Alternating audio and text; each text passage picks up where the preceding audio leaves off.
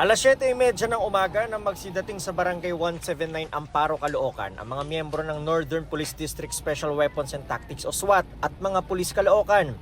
Pinasok kasi ng isang security guard ang bahay ng kanyang kapitbahay. Gamit ang kalibre 38 baril ay hinostage ng suspect ang isang babaeng 19 anyos, kapatid nitong 11 anyos at kanilang kasambahay. Magkikicharge lang tapos nagdeklara na kanyang hinostage yung pamilya at dinala niya doon sa second floor yung mga biktima. Kwento ng nanay ng suspect sa NPD, katatanggal lang ng kanyang anak sa trabaho matapos masangkot sa illegal na droga. Posible aniya ito ang dahilan kung bakit ito ng hostage.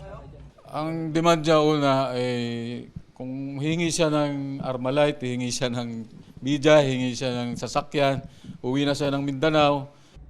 Nauna nang nakatakas ang kasambahay matapos sipain ng sospek at malaglag sa hagdan.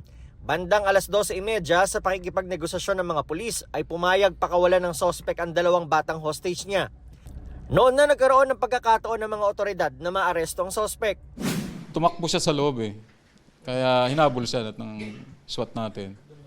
Tapos doon sa pagtatago niya sa kwarto, hindi naman agad siya sumuko, kaya winasak na namin yon. Nanlaban pa umano ang sospek at sinaksak sa dibdib ang isang miyembro ng SWAT, kaya gumanti ang mga pulis. May tama po ng bala yung ating suspect dahil kailangan magdepensa ng ating SWAT, ng ating PNP personnel dahil tinamaan siya ng 2 saksak sa dibdib pero dahil yan ay nakabes, hindi tumagos doon sa kanyang bes at yung kamay ang natamaan ng pulis. So, sugatan yung pulis natin dito. Buhay ang sospek na nagpapagaling ngayon sa ospital. Patong-patong na reklamo ang isasampa laban sa kanya ayon sa NPD. Para sa GMA Integrated News, ako si Nico Wahe, ang inyong saksi. Mga kapuso, maging una sa saksi. Mag-subscribe sa GMA Integrated News sa YouTube para sa iba't ibang balita.